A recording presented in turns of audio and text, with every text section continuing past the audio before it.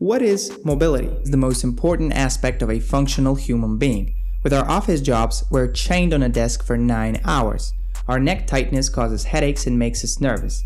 Improper posture leads to low back pain. We must find ways to move more. This keeps our bodies young, vital, and healthy. Not moving causes tightness, immobility, and pain. It's movement which unlocks our performance.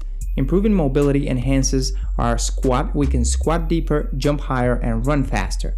Not to mention the numerous physical health benefits like better posture, painless movement, better balance, and pain prevention. What is mobility? See, the simple definition is the ability to move easily and freely. A more kinesiologist answer is the combination of flexibility, strength, and stability. But a more scientific answer would be to be able to access the full range of motion, the optimal range of motion of your joints and muscles. So mobility is in a sense the ability to tense the elongated muscle, to own the movement and control it, to be able to push through and squat deep. Flexibility versus mobility. You've probably heard that stretching can help you increase your flexibility and even mobility, get into a deeper squat and all that jazz. But what's the difference? See, flexibility is how much your muscle can lengthen and elongate. If you can enter the splits, you're very flexible. But are you mobile? Not necessarily. For mobility, you need the additional strength, stability, balance, and coordination of your movement to own that range of motion. So in a sense, you may be flexible enough to enter the squat, but if I put a barbell on your back, will you be able to push back? And that's where the component of mobility, adding another strength and balance and movement control comes in. Flexibility is an essential part of mobility, as if we're not flexible enough, we can't enter those postures. But mobility introduces another thing into the equation, which is strength and control of movement. Why is mobility important? Usually people think of mobility as something that they'll train once they lose weight or something. No, mobility is a prerequisite for movement. To be able to lift weights, to be able to run fast, to be able to jump, to be able to do all the cardio that you do to lose weight, you need to be mobile. It's the prerequisite for health, vitality, and, funny enough, mobility. Mobility sets the foundation for movement. It allows you to move in different planes with the degree of freedom you can't even think of. It allows you to control and own the movement. Why would you need this?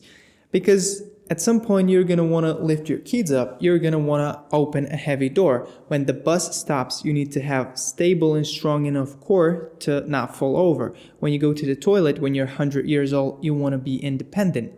That's why you need mobility.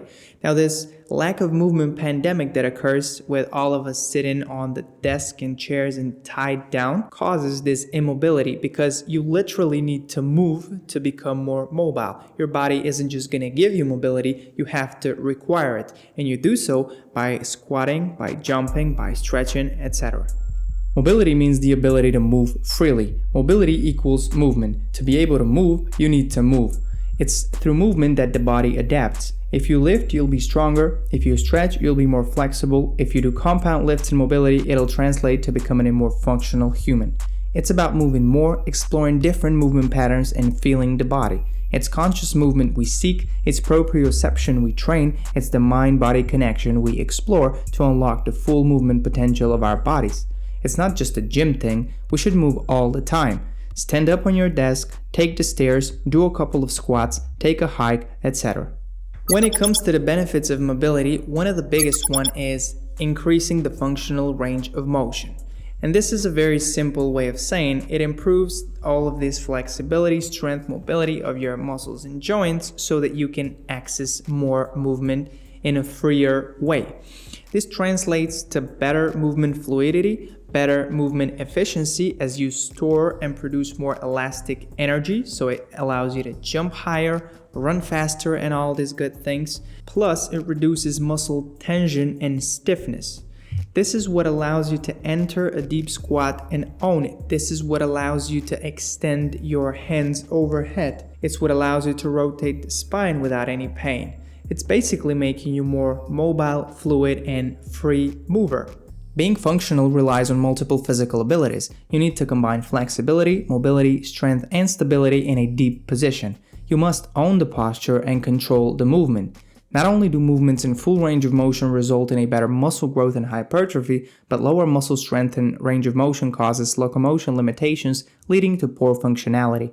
Mobility corrects posture, reduces muscle stiffness and tension.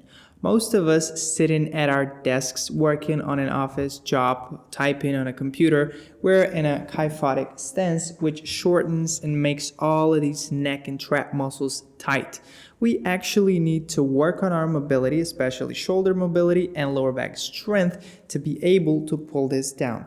If we're in such position, all of this pain is going to translate into poor memory and cognitive function, less productivity, less focus, emotional imbalances, and even going to distract your sleep. Instead, we need to work out and stretch out and open the thoracic spine so that we can even relax these upper traps and muscles that can allow the shoulders to fall down and relax. Most people approach posture as something to continuously think about and correct your posture, but your body can't enter a good posture unless your muscles are flexible enough. Another thing is posture is unconscious thing. You don't think about it all day. That's pretty inefficient way to be. You don't think about it, you just set your posture properly, and you need to give your body the optimal mobility, flexibility, and strength to be able to position you correctly. Mobility isn't just about becoming stronger, it's about allowing the muscle to relax when they need to. This can improve your posture while sitting, as relaxed traps let the shoulders fall down. This also aids in muscle relaxation, which improves sleep and regeneration. Mobility can increase athletic performance. Now, it's not a secret that most strength and conditioning coaches push and emphasize mobility to their athletes. They're aware of the effects mobility has.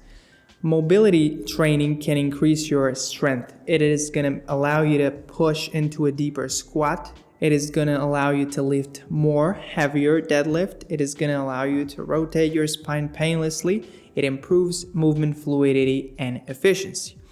Better mobility, or lifting in a higher range of motion, is going to translate to better muscle growth, meaning higher hypertrophy or muscle mass.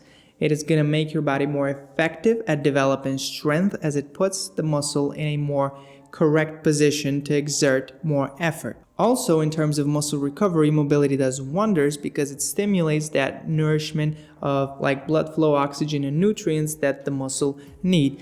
It reduces tension and stiffness in the muscle, allowing for faster and accelerated recovery, reducing the delayed onset of muscle soreness.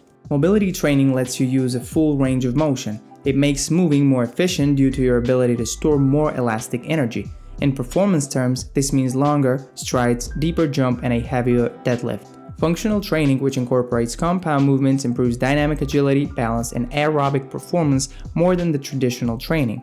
Plus, it increased strength, mobility, and power in older adults. Mobility also improves joint health. See, when we're moving, it's when we're stimulating this circulation. It's when the synovial fluid in the joints increases, which acts as a lubricant between the bones. So there is less shear pressure, aka the bones rubbing together, causing less degradation to the cartilage or the bones itself. So less joint pain, smoother movement. Aside from the synovial fluid, when you move and when you're doing mobility focused training, the nourishment of the joint is improved because, again, there's nutrients, oxygen, blood flow feeds the cartilage and the joints. Plus, the most important thing, optimal mobility of our joints and muscles will enable us to enter the correct postures in which, for example, if you enter the squat and your knees start going inwards, you're going to increase the pressure on the medial side of your meniscus. Instead, if you are more mobile and can do the correct squat, this pressure is non-existent. You're doing the squat correctly. Movement applies pressure to the joint, which increases the flow of blood and nutrients. This makes our joints run smoother as more synovial fluid is secreted, hence why exercise is good for joint longevity.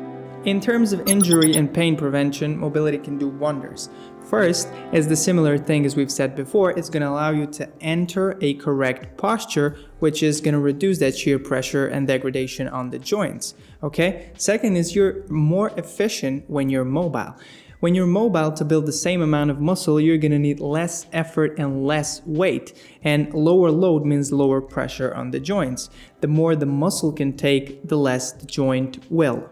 Another thing with posture is improper posture is caused by hypomobility. So you're not mobile enough, so most of the muscles are tensed and it leads you in incorrect posture. What you can do for this is improve your mobility, stretch the given muscle, strengthen the other muscles to potentially reduce low back pain, neck pain, muscle stiffness, etc., etc.